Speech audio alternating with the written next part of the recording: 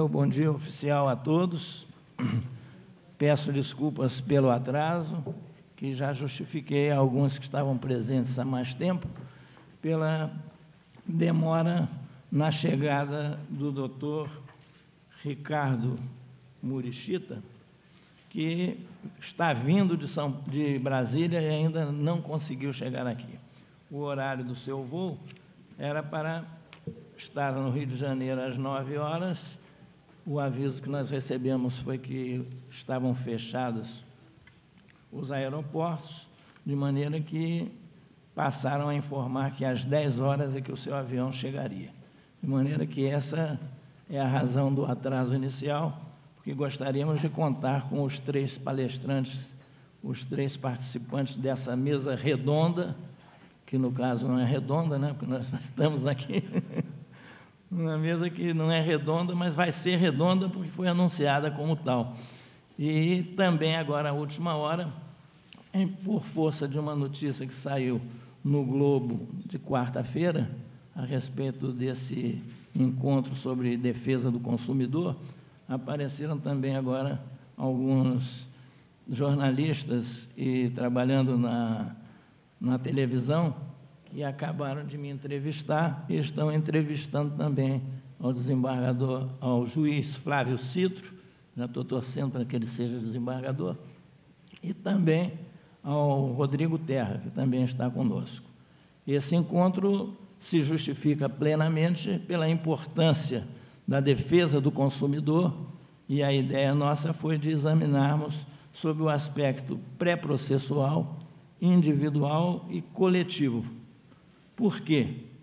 Porque hoje em dia aumentam cada vez mais os números de processos, de maneira que o judiciário, que antigamente, de uma forma equivocada, achava que deveria resolver todos os problemas de natureza jurídica, está cada vez mais procurando a mediação, um encontro preliminar, a fim de evitar que todas essas causas venham ao judiciário, tomando o tempo de todos e atrasando, naturalmente, o atendimento àqueles processos que são mais importantes e em que não houve possibilidade anteriormente de um acerto. Enquanto os 2 colegas não chegam aqui, eu queria lembrar que nós estamos chegando quase a 15 anos da existência da Lei 9.099, de 95, e que a implantação desses juizados aqui no Rio de Janeiro praticamente começou com a lei de 1996, com grandes dificuldades. O histórico dos juizados especiais aqui no Rio de Janeiro é bastante interessante. Foi uma justiça que veio a substituir os chamados juizados de pequenas causas, instituído pela Constituição de 1988, e nós aqui no Rio fizemos, na época do desembargador Gama Malcher na presidência, uma lei que foi uma lei toda especial e diferente do que estava sendo implantado nos outros estados. De maneira que nós procuramos criar aqui os juizados que se constituíam em verdadeiras varas, com juiz próprio, com cartório próprio, para que o atendimento se desse da melhor maneira possível e mais rapidamente possível. Na maior parte dos estados, o que acontecia era que o juizado funcionava junto a varas cíveis e também no setor criminal, junto a varas criminais, e um tempo que sobrasse do trabalho com as ações, digamos, mais sérias, seria, então, destinado às causas dos juizados especiais. O que acontece, na realidade, é que houve, inicialmente, um equívoco muito grande por parte tanto dos desembargadores do tribunal como por parte dos juízes na questão da constituição desses juizados. Primeiro, os desembargadores, alguns deles, tinham uma falsa noção de que se tratava de causas menos importantes. Seriam ainda as chamadas pequenas causas, enquanto nós verificamos que, abertas as vagas para as promoções para esses juizados novos, muitos dos juízes não concorriam. E não concorriam porque eles achavam que as suas decisões, que seriam submetidas em segundo grau a turmas compostas também de juízes de direito, o seu trabalho não seria conhecido dos desembargadores, o que prejudicaria o andamento de suas carreiras, porque eles não teriam conhecimento dos recursos e não apreciariam a atuação deles, juízes. Então, foi feito um trabalho pela presidência em 1997, 98, no sentido de que fosse esclarecido que esses juizados eram muito importantes. Criamos, então, até um boletim ao que demos o título Juizados Especiais, um novo tempo na Justiça. E era publicado bimestralmente e distribuído para todos os juízes, para todos os desembargadores, a fim de que essa situação se esclarecesse.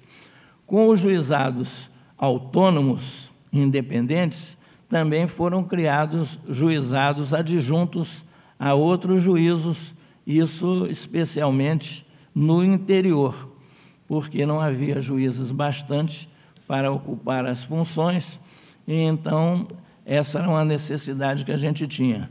Exatamente nas cidades maiores, por exemplo, aqui na Baixada Fluminense, em Niterói, Campos, Petrópolis, Teresópolis, havia os juízes autônomos, mas em municípios menores, eles funcionavam como adjuntos. Então, uma das coisas também, nessa época em que não havia ainda o Fundo Especial do Tribunal de Justiça, que agora nos ajuda muito, nos deu uma independência econômica muito grande, o que aconteceu naquela época foi uma dificuldade bastante grande no sentido de implantar os juizados no interior. Naquela época, em 1997, 98, quando eu exerci a presidência do tribunal, o desembargador Elis Figueira era o corregedor. E então, ele era um homem do interior e eu era um juiz que tinha vindo exclusivamente da Guanabara. Então, eu nunca atuei no interior, não conhecia bem o interior. E ele me ajudou muito, colaborou muito comigo e com o judiciário, no sentido de que nós visitássemos os prefeitos, e naquela época eles haviam assumido a prefeitura juntamente com a nossa direção do tribunal, e conversássemos com os prefeitos, no sentido de, politicamente, levá-los a nos ceder um prédio, um terreno, onde a gente pudesse instalar esses juizados especiais. Então, nós dizíamos aos prefeitos, de uma forma, digamos assim, habilidosa, que eles colaborariam com a população mais carente, que era a maioria, evidentemente, do eleitorado, e que nós seríamos os primeiros, quando das instalações dos juizados, a reconhecer essa colaboração que havia sido feita, demonstrando um espírito público bastante grande. Essa foi a razão pela qual nós conseguimos desenvolver os juizados especiais, tanto no interior como aqui na capital. E também as coisas aqui foram se aperfeiçoando cada vez mais.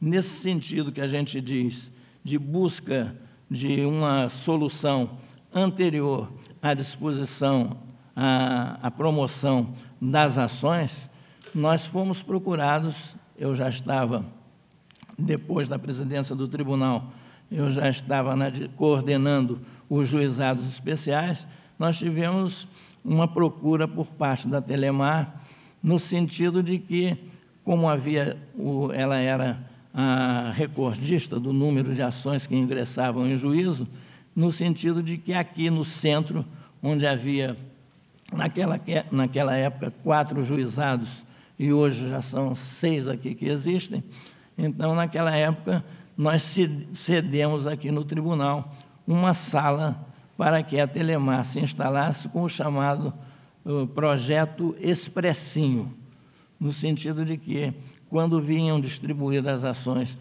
aos juizados aqui do centro, antes os interessados, os autores das futuras ações, eles fossem àquela sala para conversar com um funcionário autorizado pela Telemar, acompanhados, evidentemente, de um conciliador nosso, porque as partes seriam de forças diferentes, não seria bom que diretamente só estivessem juntos os futuros autores das ações e os representantes da Telemar. Com isso, eles já estavam autorizados pela própria empresa a fazer concessões e a fazer propostas que fossem efetivamente aceitáveis.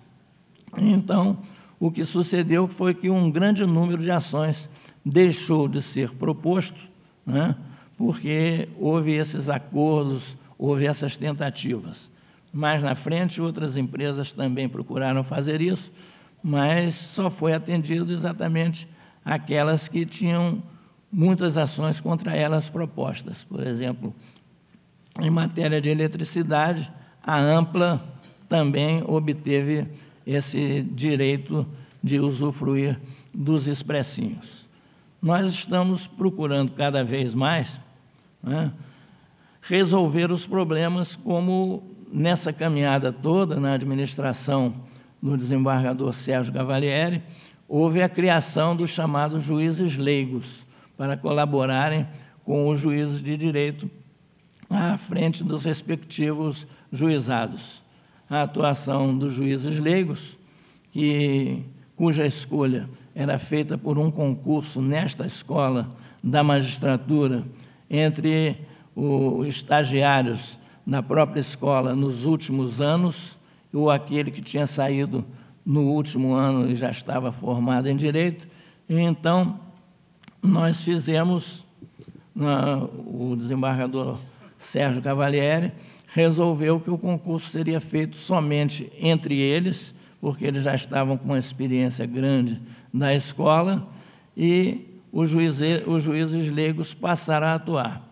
Claro, como colaboradores, a atuação dos juízes leigos é feita na presidência das audiências, há aquela tentativa de conciliação anterior, e, posteriormente, em não havendo acordo, ouvidas as partes, eles tratam de produzir um projeto de sentença que é levado ao juiz de direito, porque a decisão é do juiz de direito, as sentenças são por ele prolatadas, e os juízes de direito, então, veem se estão de acordo com aquele entendimento esposado.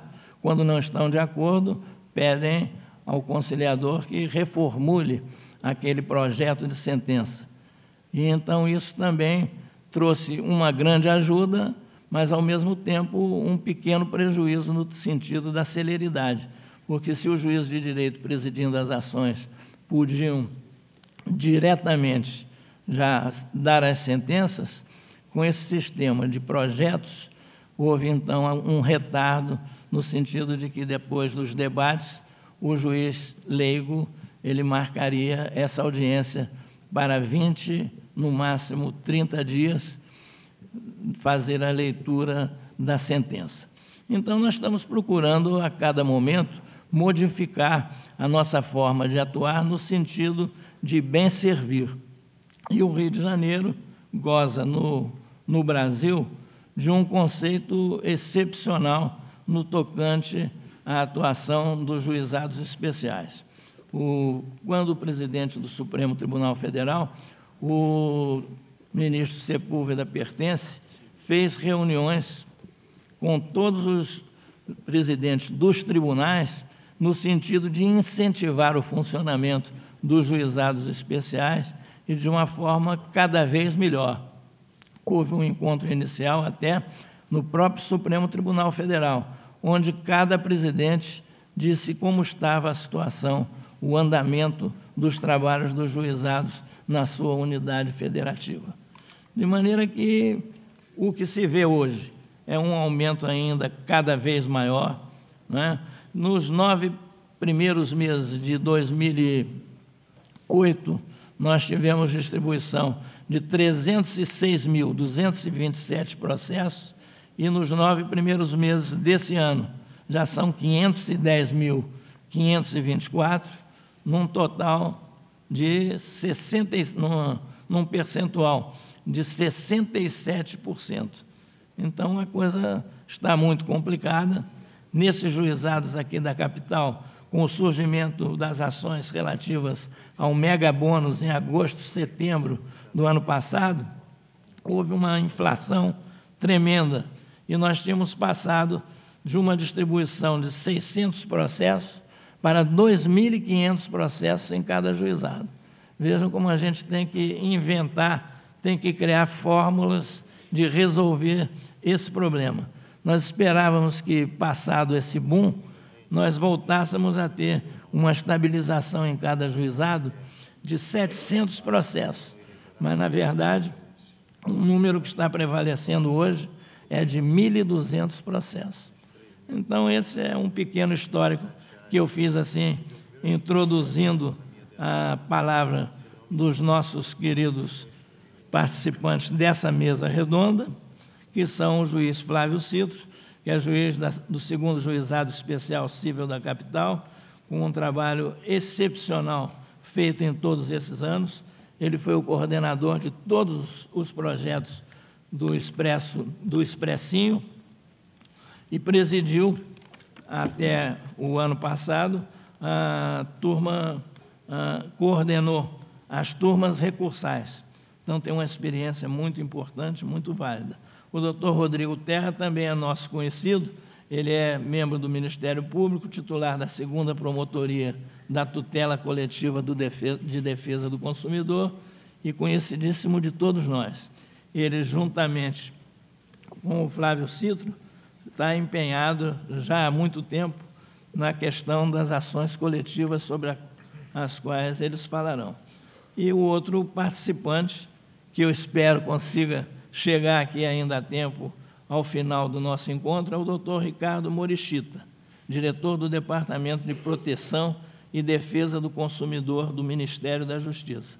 Ele é que cuida, em termos fora do judiciário, das tentativas de acerto entre as partes, entre o jurisdicionado e as empresas com as quais eles vão litigar, inclusive tratando a principal entidade que existe a respeito disso é o PROCON.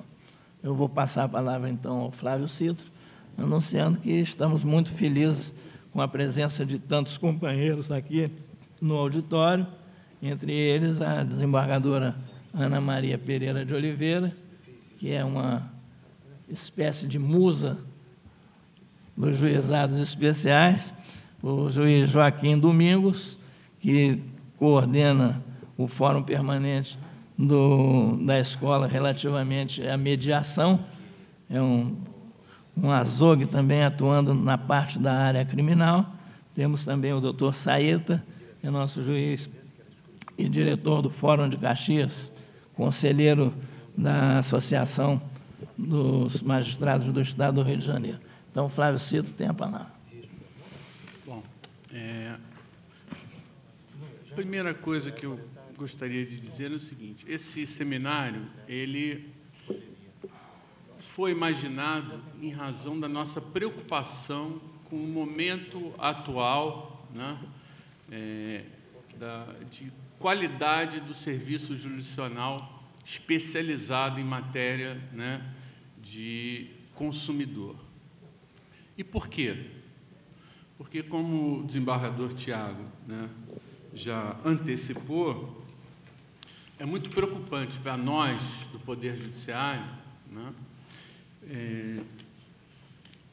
diante de um quadro como esse, imaginar, pelo ângulo do consumidor, que, no momento do ajuizamento de uma ação, hoje, a primeira audiência está designada para abril de 2010. Né? Então, é o momento de nós fazermos um diagnóstico, né, um levantamento do que está acontecendo, qual a causa, qual o motivo, né, desse inchaço de demandas, né, exclusivamente em sede judicial e o porquê de nós não termos uma qualidade, né, de atendimento e uma estatística relevante em sede extrajudicial. Esse é o principal objetivo desse seminário. E muitos devem estar pensando aí várias razões para que isso tenha acontecido.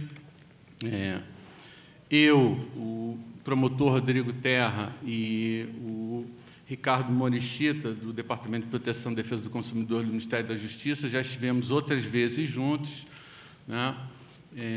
E uma das iniciativas que nós tomamos foi de procurar o prefeito, né, para que ele também, né, aderisse a essa iniciativa em busca da criação de um PROCON municipal, né? Ajudaria também ao fortalecimento do sistema. Mas o importante é o seguinte: quem lida, né, no dia a dia, né, na proteção do consumidor, constata uma coisa assim, muito gritante. Consumidor versus fornecedor.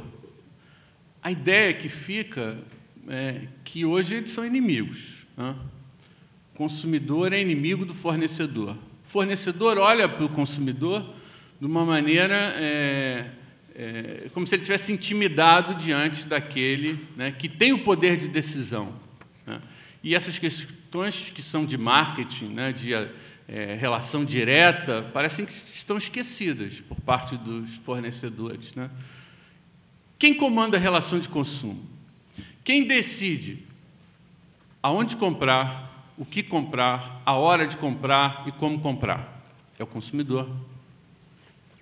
Então, num quadro onde se constata, né, de várias maneiras, o grau de desgaste desse relacionamento entre fornecedor e consumidor, a gente fica se perguntando por que o Poder Judiciário, né, assumiu esse papel, né, de maior relevância na solução dos conflitos de consumo, né?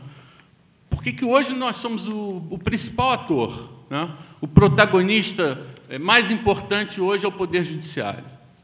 Alguma coisa muito errada aconteceu, né? Muito errada. E, na realidade, quando uma relação de consumo se frustra, qual é o quadro que nós vivenciamos hoje? Primeira reação do consumidor é o ajuizamento de uma demanda individual. Se persistir, né, esse quadro, e nós vivenciamos isso ano passado, né, uma demanda de massa em face do cartão Unicard, a questão do megabônus, 50 mil ações foram ajuizadas só no ano de 2008, de um mesmo objeto, em relação a uma mesma empresa. Então, outro ponto que busca uma solução imediata, né? A demanda de massa, a demanda repetida, que deveria ser resolvida numa ação civil pública, né, multiplicada aos milhares, né, em 50 mil ações individuais. E hoje nós colhemos estatísticas que, não vou dizer que invejam, muito pelo contrário, que envergonham, né, a justiça do país. Por quê?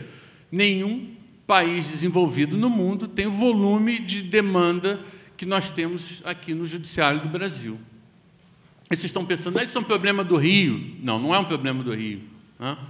O próprio Ricardo fez um seminário no mês passado, em Brasília, onde a constatação foi exatamente essa, né? Em algum momento se perdeu a capacidade de conciliação entre consumidor e fornecedor, se amesquinhou o papel, né, do executivo, né, nessa atuação, né, de integrante do sistema de defesa do consumidor, né? Os PROCONs não funcionam de uma maneira eficiente, né? Não tem estatística relevante, né, de solução dos conflitos de consumo, e nós nos perdemos em milhares de ações individuais.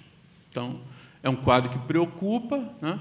Eu compra um computador pela internet, o computador não é entregue. Ou se é entregue com defeito na placa-mãe, parte essencial do computador.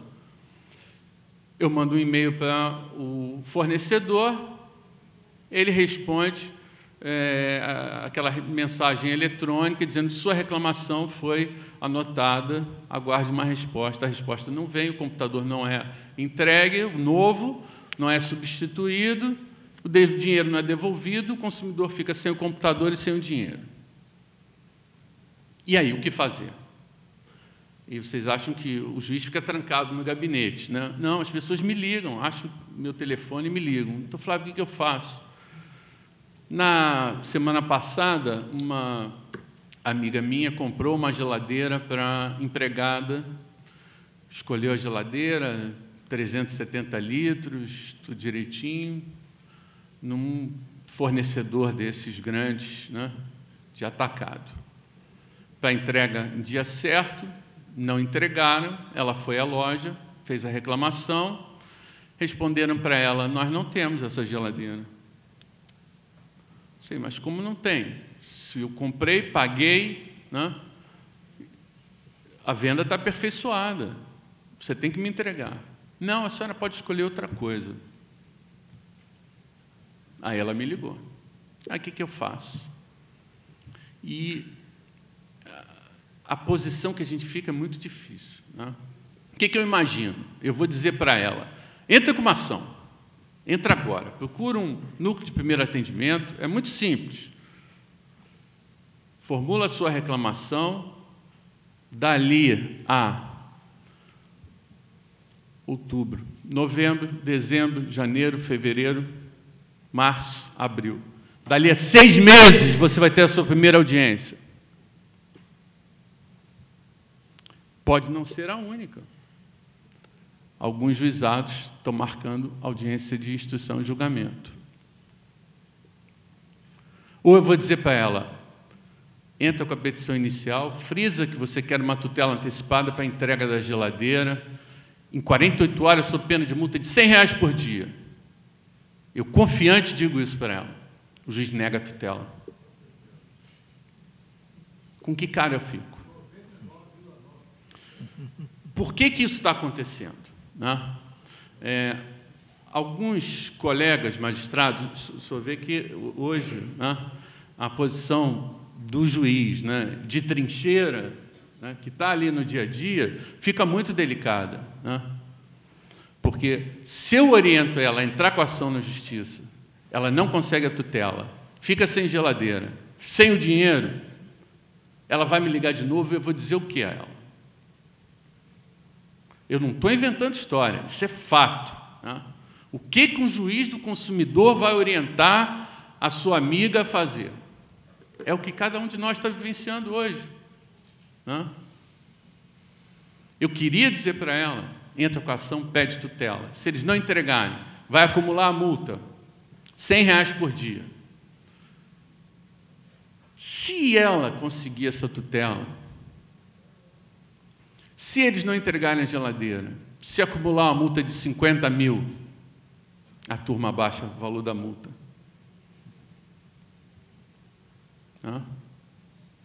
Mas, essa semana, eu li uma decisão no Superior Tribunal de Justiça, onde a ministra Fátima Nancy Endrigue manteve uma multa de R$400 mil. Né? Então, existe uma luz no fim do túnel. Alguém está acordado, né? Alguém está entendendo que o sistema saiu do trilho e precisa voltar. E o argumento dela foi o seguinte, no momento em que uma multa por descumprimento de ordem judicial se acumula, o que está acontecendo? Quem vai dizer quanto vai pagar? É o fornecedor, né? O tamanho, o argumento dela é exatamente isso. O tamanho, a dimensão da recalcitrância vai ser proporcional ao valor da multa. Então, alguém está acordado e está pensando, né, em como o sistema deve funcionar. Então, eu já não fico totalmente alarmado, né? Mas Ainda existem algumas outras distorções. E quais são essas distorções? O sistema de solução de conflitos judiciais se avolumou demais, né?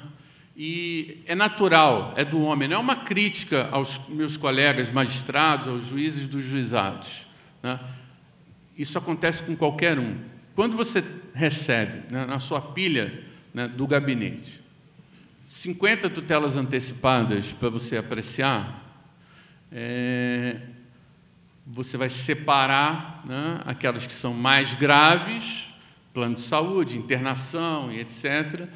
Você tem as sentenças ainda, você tem os despachos, e você tem que começar a priorizar.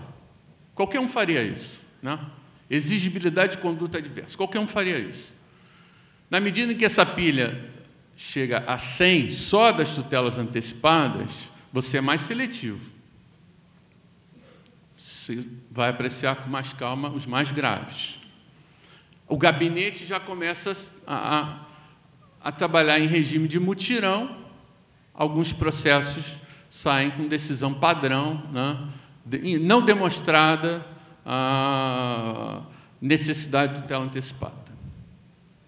Então, no caso concreto, alguma injustiça, né, pode ser verificada. Agora, na medida em que você tem 150 tutelas antecipadas por dia, eu já não tenho mais condição de criticar ninguém. É humanamente impossível. Se são 1000 processos mês, em tese, são 1000 tutelas antecipadas potencialmente, e depois 1000 sentenças.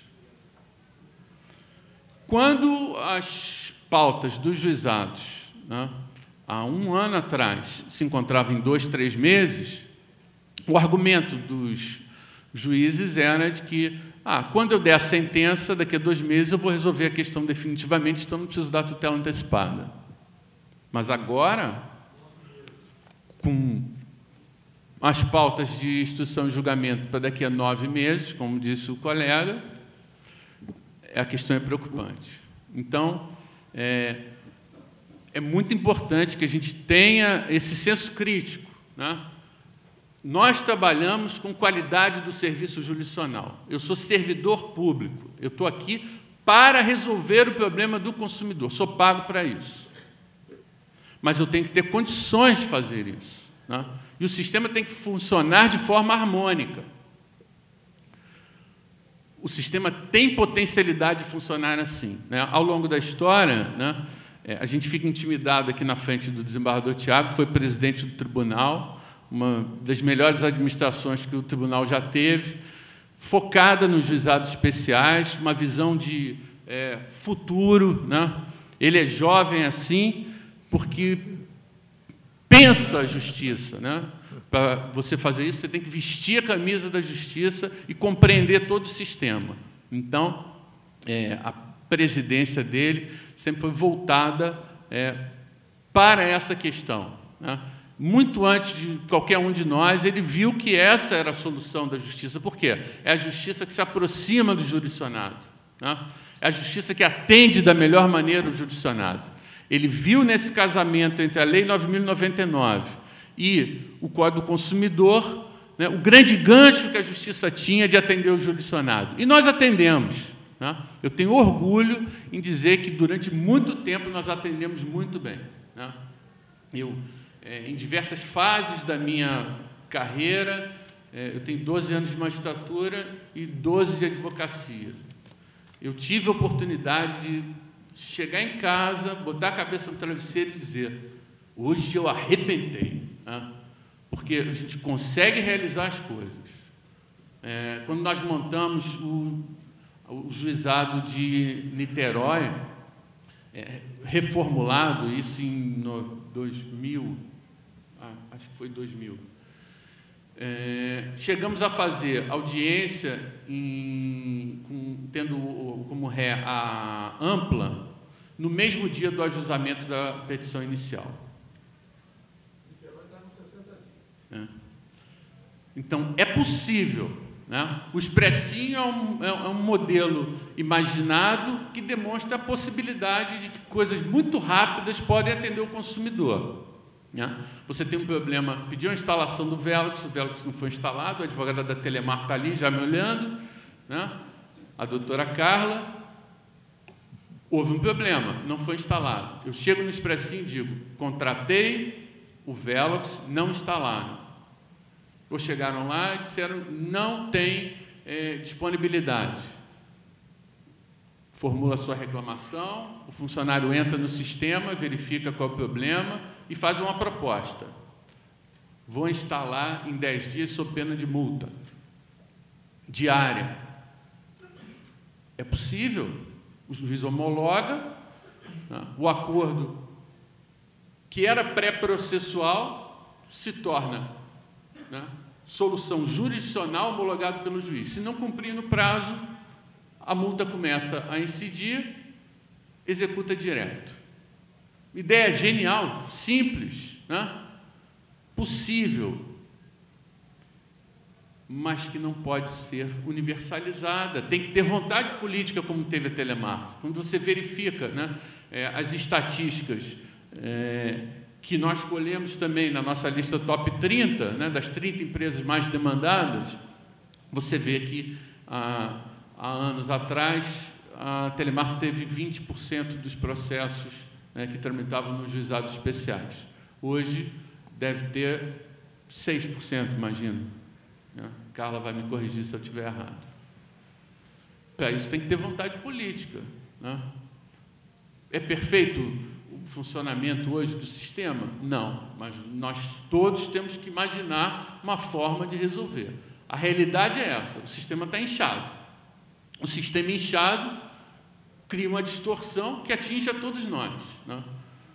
Eu não queria de forma nenhuma orientar, né, uma amiga a não entrar na justiça. Mas eu tenho certeza que se ela procurar o Paulo lá no Codecom, ele vai colher a reclamação dela, vai encaminhar para o fornecedor, dizendo que ela não recebeu a geladeira. Imediatamente eles vão fazer uma proposta de entrega da geladeira, a verdadeira geladeira que ela comprou, e vai ser entregue em 2 dias. Então vamos imaginar, vamos ser realistas. Solução no Codecom, 2 dias. Solução no Judiciário, 10 meses. Se a tutela não for concedida, 10 meses. Mais recurso. Como, em sã consciência, eu posso dizer para ela, entra na justiça? Né? Todos nós somos responsáveis por isso. Algumas coisas aconteceram que nós temos que ter fazer um reestudo, né? Quais são os problemas que nós temos detectado nesse inchaço do judiciário? Eu preciso ajuizar uma ação pleiteando renegociação do meu débito? Que figura jurídica é essa, né?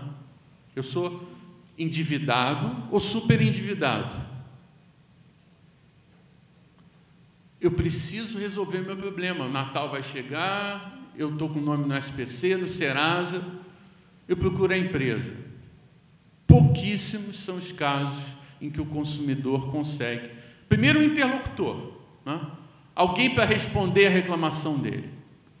As páginas não têm um canal de comunicação, as empresas não têm um endereço para receber uma correspondência, os saques das empresas são protocolares, né? Registram, recebi sua reclamação, está anotada, não tem resposta. E o que está acontecendo, então? Solução primeira que vem à mente do consumidor: vou ajuizar a minha ação. E vai inchando, e vai inchando. O que o juiz pode fazer, né, tecnicamente, numa demanda que pede renegociação da dívida?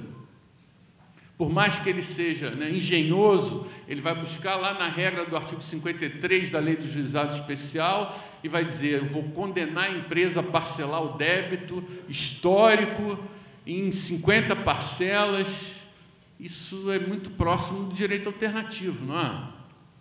Não é uma solução adequada. O consumidor está em débito com a empresa de energia elétrica, serviço essencial. Ele ajuiza uma ação para renegociar o débito. Aí alguém, no atendimento, na porta da empresa, diz para ele: não, que renegociar o débito? Você não deve nada, você é uma vítima do sistema, né? A empresa é cruel, cobrando luz de você. Então, você já não paga a luz há 5 anos, né? E eles ainda aplicaram o teor. Então, você entra na justiça dizendo que o TOI, a multa, é ilegal e pede indenização por dano moral. E o sistema vai inchando, né? A verdade é que a gente se perdeu nesse caminho, né? As empresas não atendem mais o consumidor diretamente, não existe uma solução, né, extrajudicial eficiente, as estatísticas, né, dos serviços do executivo minguam, né, e o judiciário não consegue atender essa demanda, né, que explode, e a gente vai assistindo a isso sem discutir, que é o que a gente quer fazer aqui. Nós temos que ter apego à realidade, né?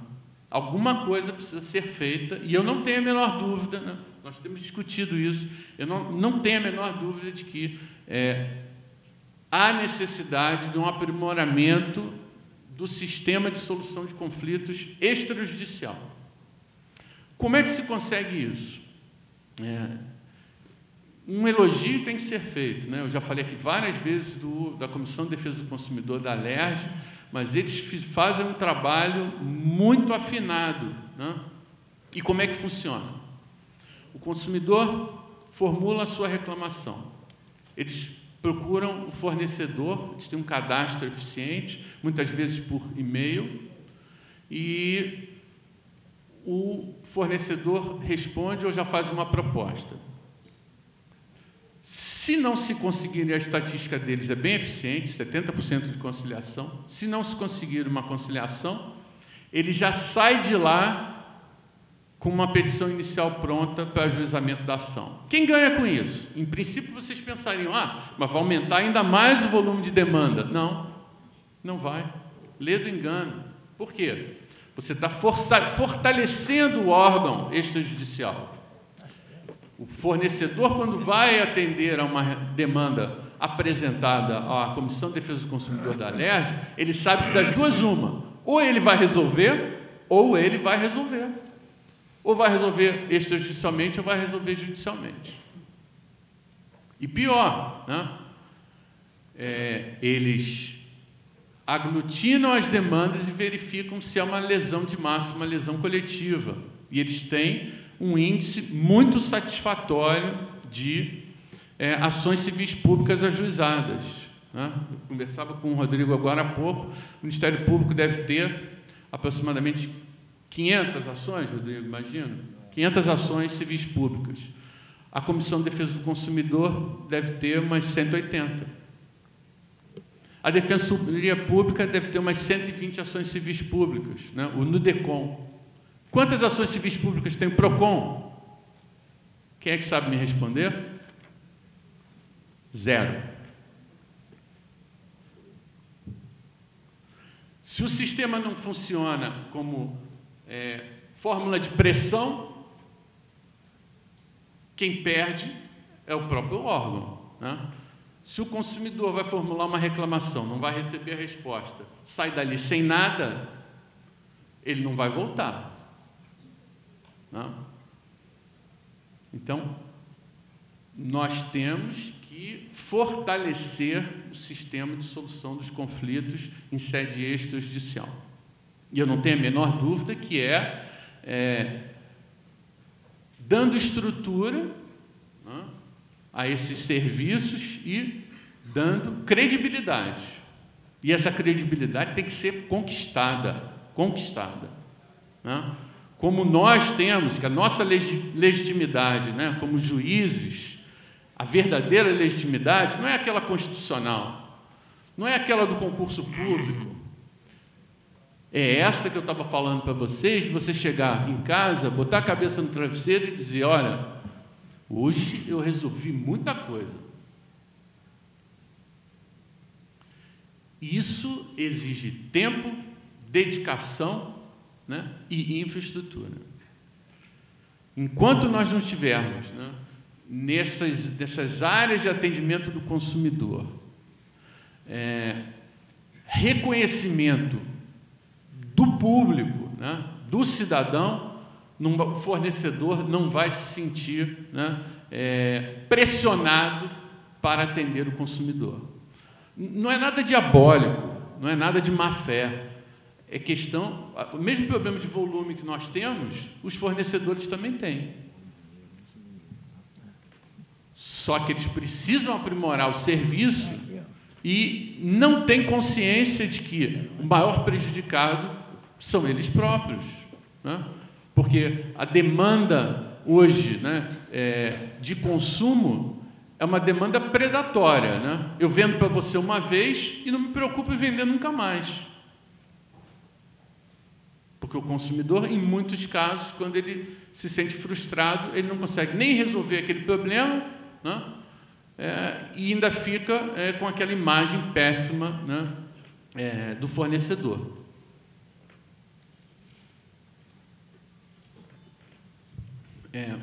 O exemplo, né, dos sistemas mais desenvolvidos nos causa alguma inveja, né? Eu várias vezes já repeti isso, não me canso de repetir, porque eu acredito que os fornecedores têm uma visão muito míope, né, desse sistema de atendimento do consumidor, muito equivocada.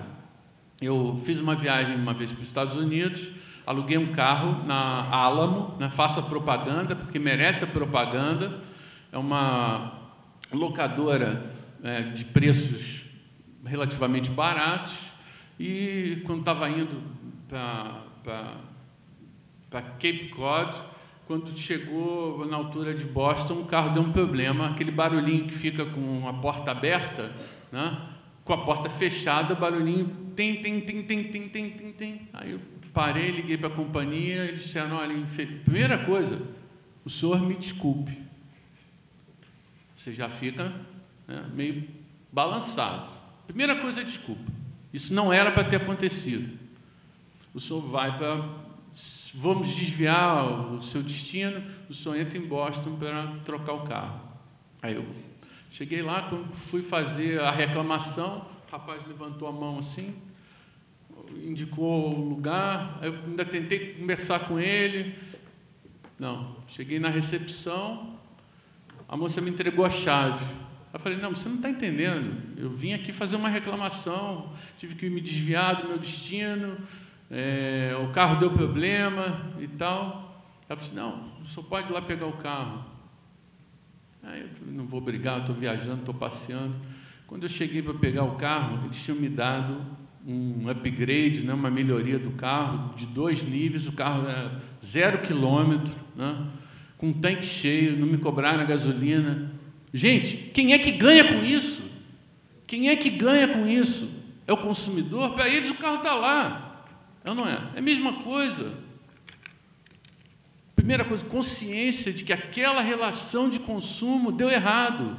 Se ele é um bom fornecedor, né, de cada 500, 2, 3 vão dar errado.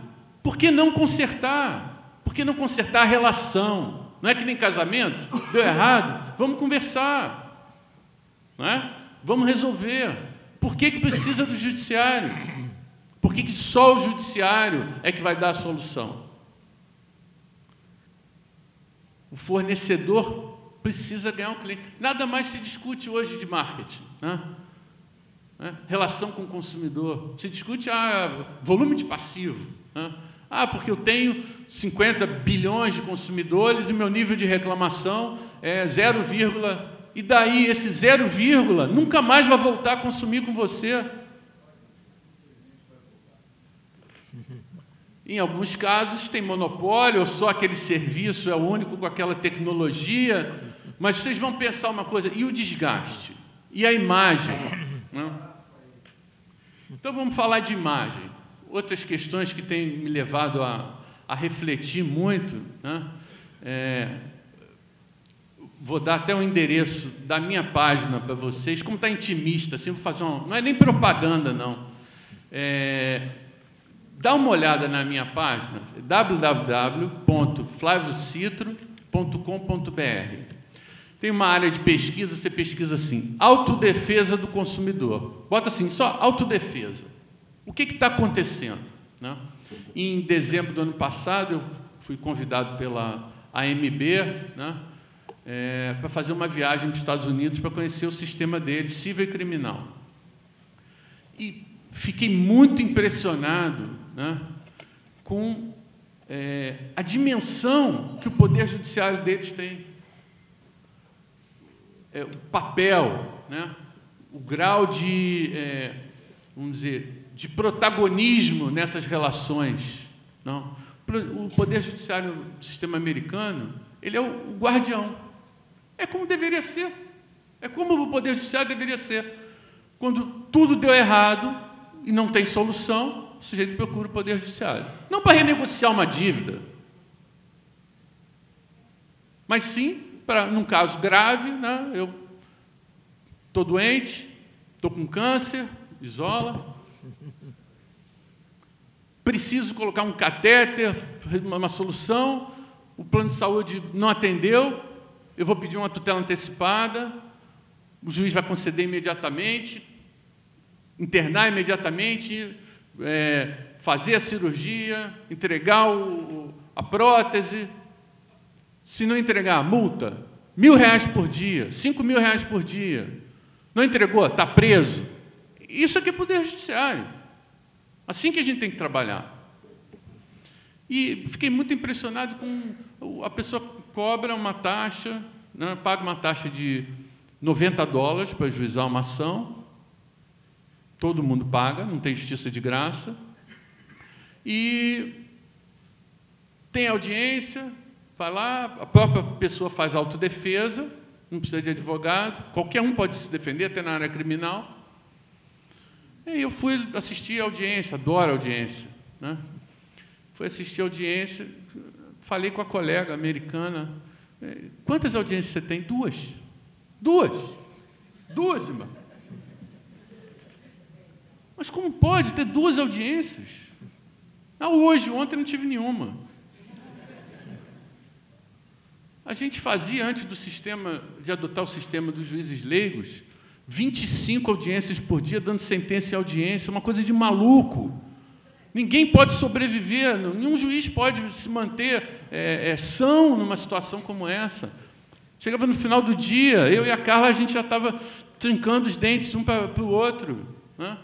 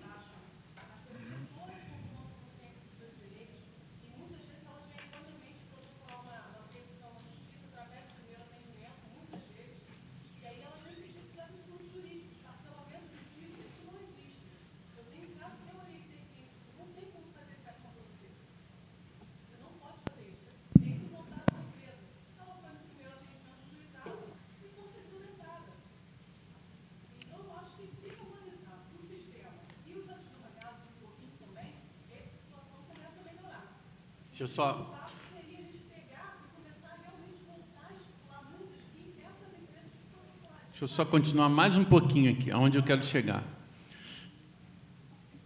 Tudo indica, né, o quadro atual, né, a minha mentora, né, o desembargador Tiago falou que era musa, mas a minha mentora, a desembargadora Ana Maria, né, desde que eu entrei para a magistratura, toda sentença que eu tenho que dar, que eu fico um pouquinho preocupado, ligo para ela e para a desembargadora Cristina Gaulia, né?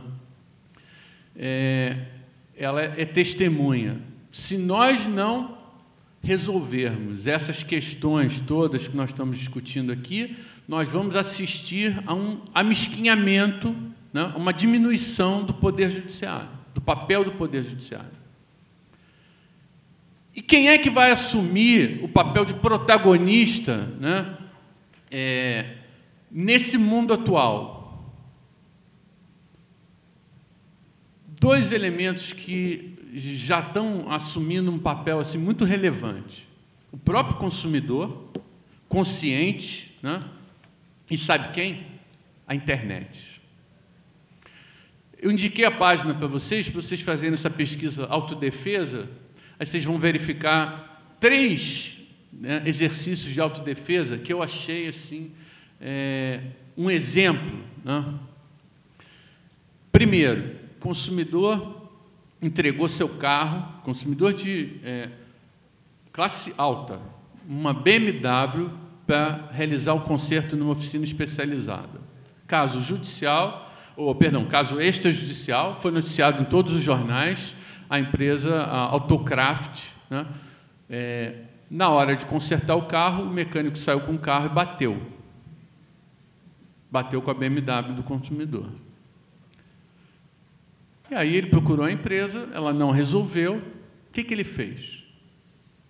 Ele colocou uma faixa amarela, dizendo que ele tinha colocado o carro para consertar na Autocraft, que tinham praticamente destruído o carro dele, foi perda total, e não quiseram pagar. Aonde ele botou? Na casa dele. Aonde era a casa dele? Na Delfim Moreira, na praia, de frente, né, para a Avenida Delfim Moreira. Primeiro saiu no Anselmo Góes, já foi um tiro de canhão na empresa, e depois saiu na coluna, né, da minha amiga, né, que eu adoro, a Nádia, né, no Caderno do Consumidor do Globo. Aí foi um míssil. Né? Em 48 horas ele estava com o dinheiro do carro, pediu de desculpas. Né? Aí eu vou dizer, é melhor autodefesa do que o judiciário. Não é mais eficiente? E quem perdeu com isso? Imagina um diretor que não sabia, e geralmente não sabe mesmo, não sabia que aquilo não estava acontecendo, porque escondem dele, tenta resolver, sufoca o problema. Imagina ele abrir no domingo, né, o Globo, que todo mundo lê, Caderno de Consumidor, ele vê lá a empresa dele estampada com a foto da faixa amarela na Delfim Moreira. Quanto tempo ele vai precisar, né, de marketing, de relacionamento, para tentar recuperar a imagem da empresa? Esse é o primeiro, esse é o caso nacional. Segundo caso, o consumidor, numa viagem nos Estados Unidos, viajando de um lugar para o outro, um músico